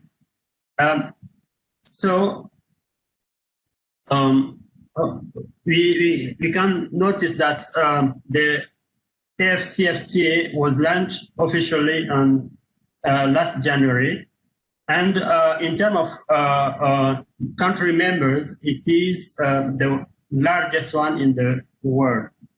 And the aim of this initiative is to expand the intra-African trade through better harmonization and coordination of trade liberalization and facilitation. So this AFCFTA is expected to boost economic growth in Africa and help to achieve a different objective of development in the continent, particularly for the SDGs and those of the 2063 African Union Agenda, including poverty and inequality reduction. And we can say, like Jen mentioned previously, poverty is a major issue in Africa. So reducing poverty is one of the most important issue, which is in the development of policy development. And there are some progress made since the 90s in terms of poverty reduction. For example, some studies indicated that the extreme poverty rate was reduced by 13 percentage points between 1990 and 2015. But in the same times, if we look like on the figures, we notice that the number of poor has increased from 1919 to 2015. It rose about from 278 million of persons to 413 million in 2015. Thus, in Africa, the contribution of the African contribution to poverty in the world is very important, because the figures indicate that 3 in 5 poor persons in the world lived in Africa. And the recent work of the World Bank indicate that the AFCFTA would have a positive effect in terms of poverty reduction in Africa. The results indicate that as much as 27 million of people could be lifted out of poverty in 2035. However, those results are assessed from an implementation of a reform that is not strictly based on the AFCFTA agreements. It included in the assessments some measures to facilitate cross-border within the multilateral framework, particularly the measure from the World Trade Organization, TFA.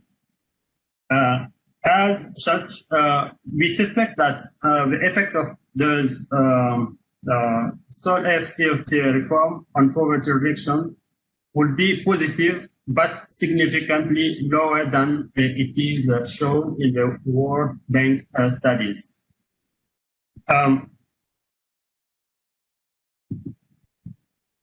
Sorry.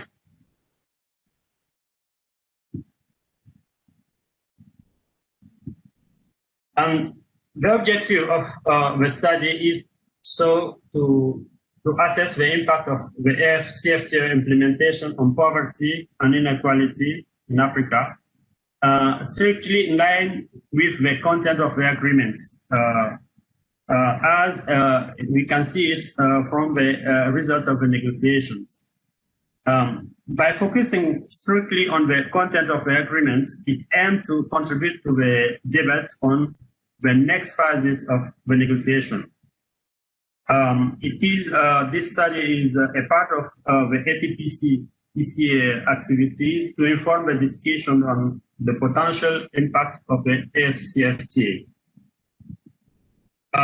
In terms of methodological aspects, it is a macro and micro simulation model. And this methodological approach uses a sequential combination of a CG model and a micro simulation model. So we go from the CG model where we can simulate the impact of the reform, and the result of this simulation is used through some aggregate linkages variables to the micro simulation model. And what we can say about the micro simulation, the model, it is based on the study of it try to applicate the technique developed by Tiberti, Kovarsky, and Cockburn in 2 papers. The first one in 2017, and the second 2018. And the CG model used is the Mirage E11 due to Fontanier, Fourré, and Ramos 2013. It is a multi-sectoral and multi-regional CG model, which can help us to capture the interaction between the economic agents, both within and between countries and sectors. The mirage model is calibrated, with the GTAP 10 database. It gives us the ability to have more large of African countries included in the model, because the GTAP database includes 26 African individual countries, which can be modeled, and we can aggregate other African countries in 6 blocks of countries. And the micro simulation model is a part of the so-called behavior micro simulation model. And it has 2 components. The first one is the income formation model, which can generate the household's income. And the second is the household consumption model, which is used to estimate the poverty. And the household income comes from 3 components. The first one is the labor income. The second is the profits, and the last one is exogenous income, like remittances and transfer received by the households. So formally, it means that we have the 2 components. The first one is the labor. It depends on the wage rates and the sector in which the working person in the household are involved. And the second part of the income is the profits, which is estimated for the own employed people, or the entrepreneur person in the household. And the last one is exogenous. So in the modeling, we consider that the exogenous is not affected, but the most important source of variation of the income is the labor income and the profits. To generate the household labor income, we have to model the occupational test of the households or the individuals in the households, and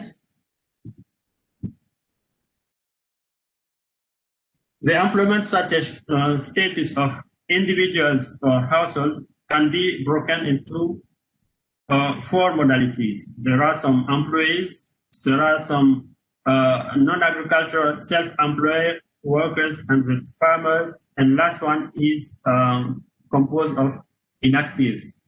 So each individual can choose to be employed or non-agricultural self-employed workers or farmers, or to be inactive. And the labor supply will be estimated separately by category of workers. We have 2 categories. There are some skilled workers, which are the person in the household which have a certain level of education. And we have unskilled workers, which are generally not educated. And using this approach, the probability associated with each employment status can be estimated, and the new status of a person can be assigned to each individual in the service sample. And the different determinants of this comportment are based on the observable and unobservable characteristic of the individuals. Sorry. And for the profit component of the income, it comes from agricultural or non-agricultural activity of self-employed workers in the different sectors of the economy. and it is estimated using an instrumental variable method. This choice is justified by the fact that some explanatory variables, such as the number of workers in the family, may be endogenous and therefore correlated with the error term. Considering the limitation of the solver for the CGE model parts, we will aggregate the data into 13 regions and including 18 African countries members, which are members of the AFCFTA. And the micro-simulation model will use household survey data collected from the African country members, which will be covered by the study. And which concretely for the estimation of the poverty, we will follow 3 steps. First one, try to reclassify the product and services in the survey household consumption basket into the same categories as we can have in the social economic matrix, which is the GTAP database here. And then the second is help us to take into account the heterogeneity of the effect of prices on household consumption by establishing a consumer price index for each household in the survey. And the price is used as a deflator to calculate the equivalent advalent according to the King's approach. And the third step help us to generate an equivalent income, and this equivalent income help us to capture the heterogeneity of households in terms of well-being. Graphically, it is like that. We have to link the model, the CGA model and the micro-simulation model. The trade reforms are simulated in the CGA model, and the outputs are the microeconomic and sectoral indicators. And we can have information on labor demands, the wages, price and of commodities and services. And there's the labor demand, wage, and prices are used as inputs in the CGA model, in the micro-simulation model, which help us to have the result from our 2 components of the micro-simulation model. It means the income generation model and the consumption model. And the final result is used to compute the poverty and inequality indices. So the trade, the studies I spoke previously is a large part of effort cover.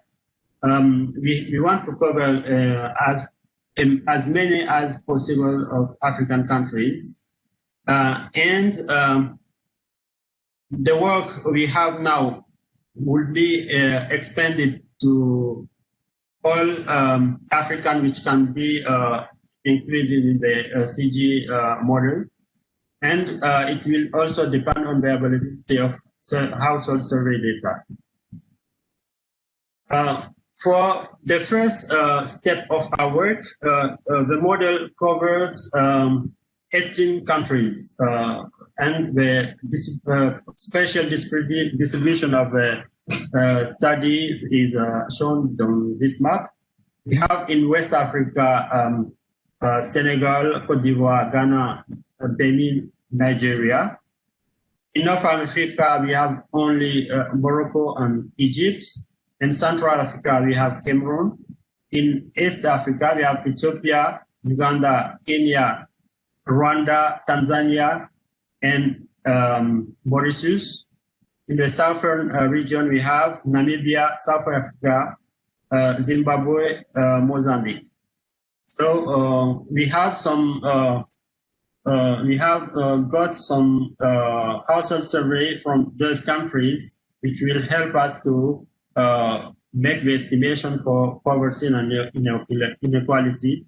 But we will start this work next week because we have just received finalized the simulation with the CG part of the work. And we will, after that, expand the work to other African countries, depending on the household and survey and the data we can got.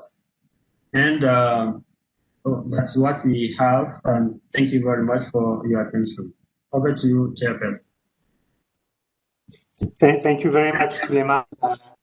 And despite some connection challenges, unless it was only from my side, that was very clear, and you presented very clearly our plan. Suleiman, would you mind to mute? Sorry.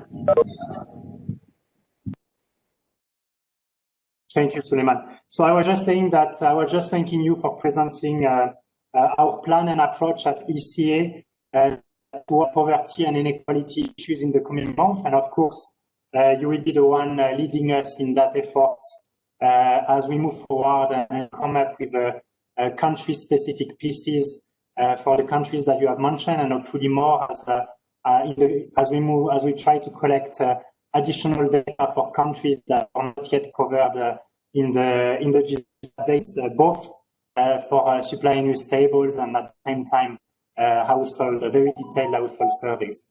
So Roman, I think we are very close to the end of the session, but maybe we have just a few minutes to take any question. I don't see any in the chat, but do feel free to ask or raise your hand. We may be able to take one or two.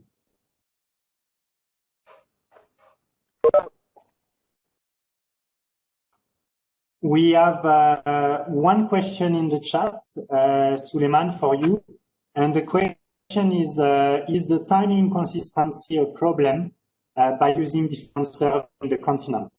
And I think this is a legitimate question because that surveys have not been the ones that we have collected are from different years. Suleiman, do you want to react to this?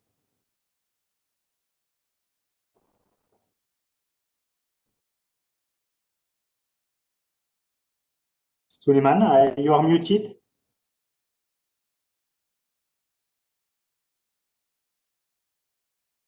While Suleiman is trying to unmute, let me actually respond to that, and just to say that we are going to do.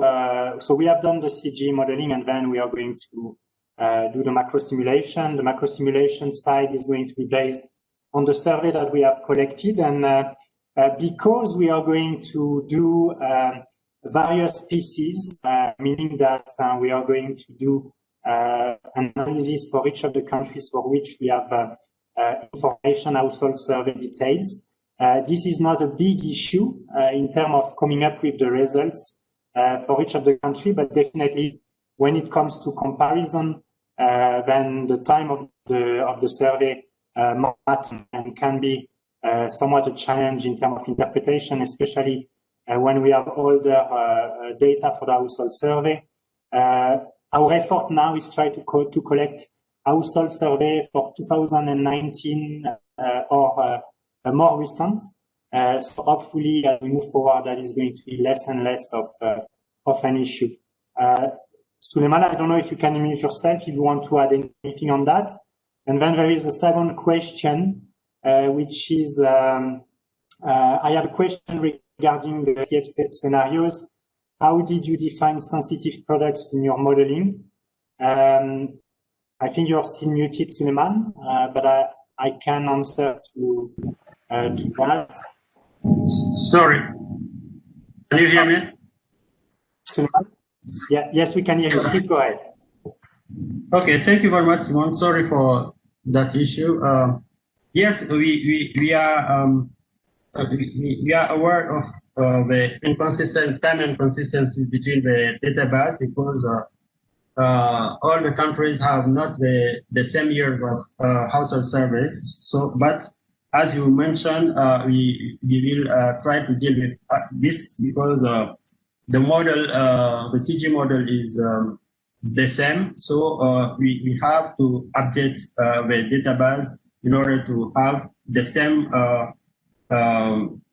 years in terms of simulations and also to be able to compare the result between African countries. And for that, there are some methodological minor methodological aspects we can solve before going to the comparison between the different countries. And I don't know the question on the chat. I don't see it. If you can help me. You are muted, Simon.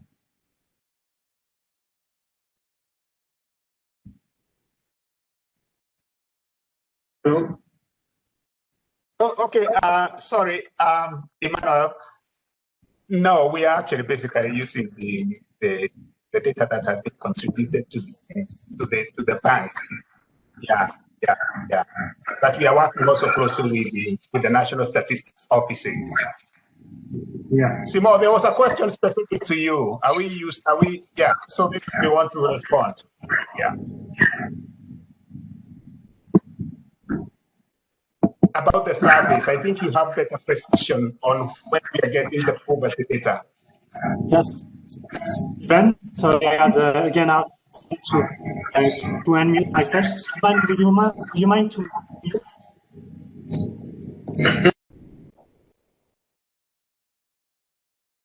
Thank you, Suleiman. So just to say to Omid, I was actually trying to speak, but I couldn't unmute myself. Omid, I just share the methodology behind the way we have selected the sensitive product. But in brief, because we couldn't get yet the final list from the countries, we indeed had to make assumption to come up with the excluded sensitive list and sensitive list. And so we developed a methodology crossing information on tariff revenues, also intermediates when it comes to industrialization. And so I have just shared, because we are running out of time, details of methodology in the chat. And yes, Stephen, thanks for sharing the information. We reach out to the from Emmanuel, reach out to the National Offices of Statistics. And so as much as we can, we try to get the full data set of what is available in terms of the latest surveys that have been conducted in the country. So we are getting little by little more and more countries that are for which we are able to get full information. Roman, I see that we are behind the schedule again and need to close. So I just want to on this to thank everyone. I think you will be thanking the 4 presenters. We had 4 great patients, 2 of the African Continental Future. Thanks also to you, Roman, for helping us to keep with the time. And of course, thank you to all of you who have attended the session, who actively participated also. And I hope you will enjoy the remainder of the session and have a good rest of your day. Thank you everyone again, and we can close the session now.